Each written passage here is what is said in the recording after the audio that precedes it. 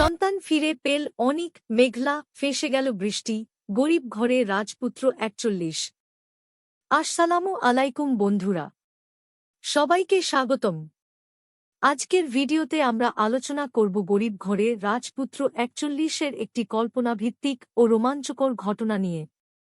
দীর্ঘদিনের অপেক্ষা, কান্না এবং রহস্যের পর অবশেষে অনিক ও মেঘলার জীবনে সুখের আলো ফিরে আসতে শুরু করে।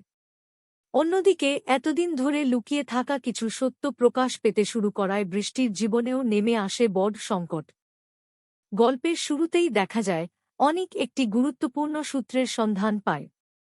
প্রথমে বিষয়টি নিশ্চিত না হলেও ধীরে ধীরে সে বুঝতে পারে এই সূত্রই তাদের বহুদিনের রহস্যের সমাধান করতে পারে। সে কোনো তাড়াহুড়ো না করে প্রতিটি তথ্য যাচাই করতে থাকে। অন্যদিকে মেঘলা একজন মায়ের অদম্য বিশ্বাস নিয়ে প্রতিদিন অপেক্ষা করে। সবাই যখন তাকে আশা ছেড়ে দিতে বলে, তখনও সে মনে প্রাণে বিশ্বাস করে যে তার সন্তান একদিন তার কাছেই ফিরে আসবে। সেই বিশ্বাসই তাকে সব কষ্ট সহ্য করার শক্তি দেয়। তদন্ত যত এগোতে থাকে ততই নতুন নতুন তথ্য সামনে আসে। অতীতের অনেক ঘটনা নতুনভাবে বিশ্লেষণ করা হয়। কিছু মানুষের বক্তব্যের মধ্যে অসঙ্গতি ধরা পড়ে।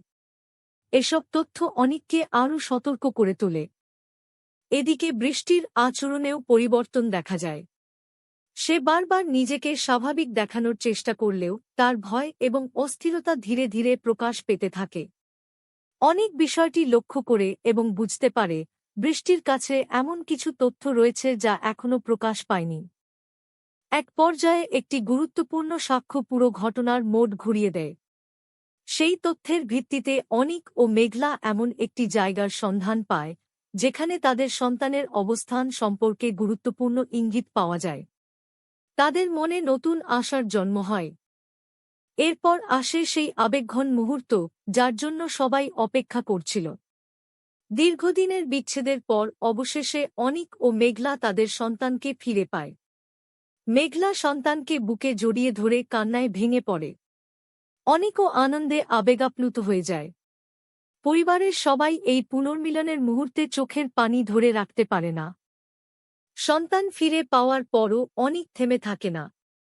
সে সিদ্ধান্ত নেয় পুরো ঘটনার নেপথ্যে যারা ছিল তাদের সবার সত্য সামনে আনতেই হবে।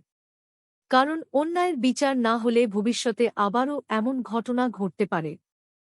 এদিকে তদন্তের অগ্রগতির সঙ্গে সঙ্গে বৃষ্টির নামও বিভিন্ন ঘটনার সঙ্গে জড়িয়ে পড়তে শুরু করে।